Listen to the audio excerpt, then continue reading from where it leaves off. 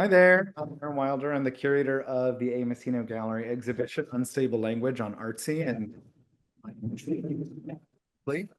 I'm one of the amazing artists in the show who's here to tell us about his work. Growing up in rural Missouri and confronting racism and homophobia and other kinds of bigotry in high school.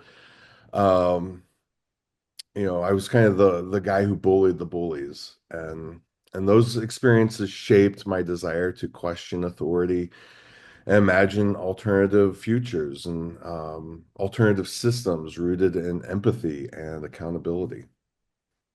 I think a lot of your work challenges ideas of censorship as well as just generally oppressive systems. But I want to read a quote by American philosopher Judith Butler, who described one of the types of censorship as the codification of memory, as in the state control over monument preservation and building, or in the insistence that certain kinds of historical events only be narrated in one way.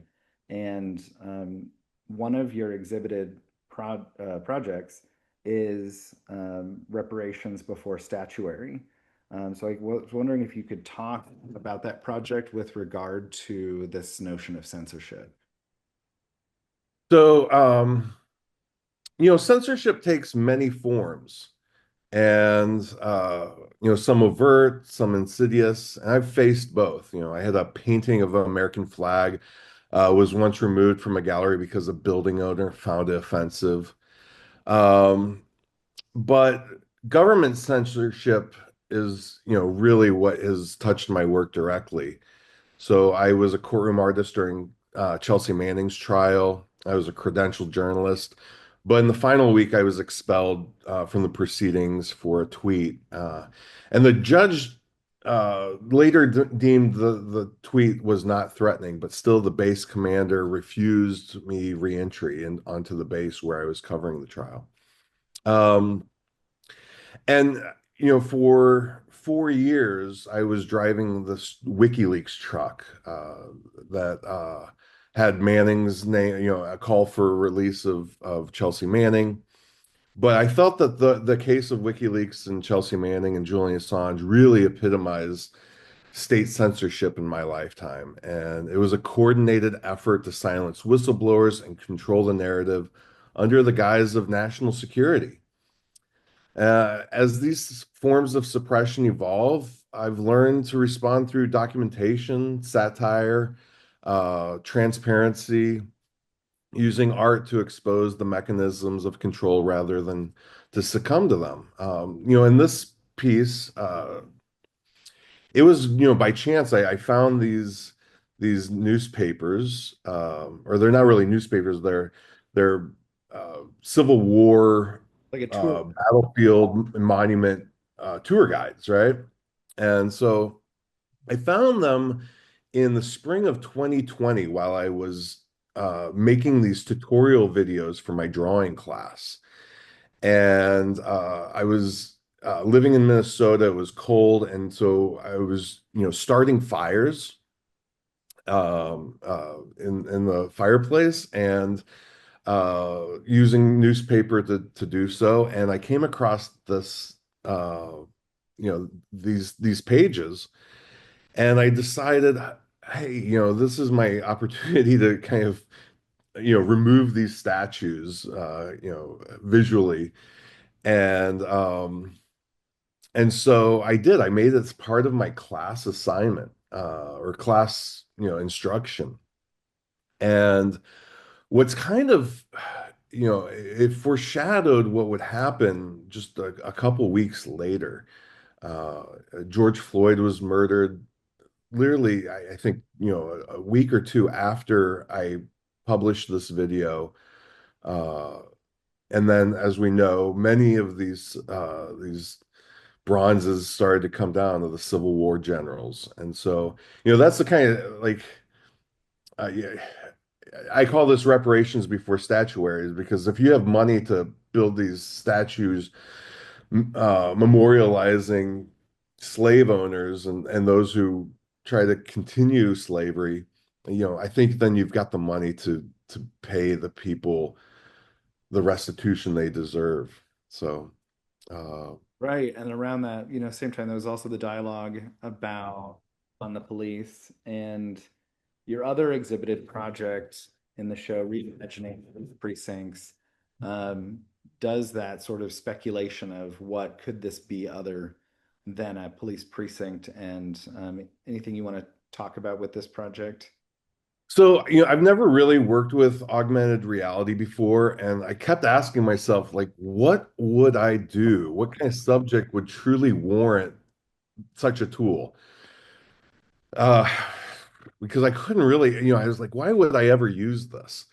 And the answer became clear during 2020. Reimagining these spaces of authority. And so AR kind of became this way to visualize what would we do if we defunded the police? And and not just defunding the police, but actually funding things that prevent crime, that make communities better. And so, we know the data shows that if you have the thing, if people have the things they need, mental health care, food, education, culture, and so forth, then crime rates go down. And so, this concept for a project invites people to stand in front of any precinct and witness a future built on community care and creative reuse rather than surveillance and force. And so, um, these images here, these four, I made in Photoshop, and they've been the core of my proposals for large grants, because to realize this, I need some money. And if I never get those grants, I at least want to get them out into the world, and maybe people who do have money or the time, the resources, um, pick it up and run with it.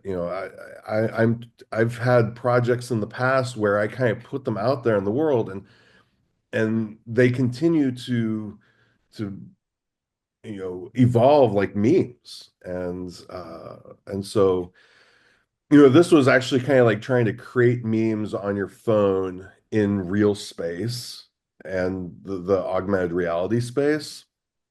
Uh, but yeah, I mean, it's something I would definitely love to see happen. I don't know if I'll ever have the chance to make it happen, but and I don't even want the credit to make it happen. I just want to see it happen. And more than just the AR app, I actually want to see, you know, the actual social change happen. So for all of the different projects that you've worked on, a lot of them are social justice oriented. What sort of resistance have you faced to your work? Yeah, the WikiLeaks truck project faced the most resistance. I was arrested by Secret Service almost immediately, and then later by the NYPD during Occupy Wall Street. Those confrontations reaffirmed how threatening truth-telling and satire to can be to institutions of power. My approach since then has been to meet resistance with persistence, to keep creating, documenting, exhibiting. That friction only proves that this work is relevant. Um, I've been arrested a dozen times from protest and art making and documenting protests and so forth. I've never been convicted of a crime. Um, and then I am sure there's so much resistance that my work has faced that I'll never know about. That just because of that, or job opportunities I've lost. And I was warned, in grad school that wearing a keffiyeh or fighting for the rights of Palestinians would really endanger my career as an artist and an educator. And so uh, yeah, I don't know all of the times that was a conversation that I wasn't privy to. Well, thank you, Thanks. Clark. I appreciate you taking the time to speak with me. I want to let everyone know that Unstable Language is on view on artsy.net through December 1st. Thank you, Aaron. I appreciate it. Great talking to you. Likewise.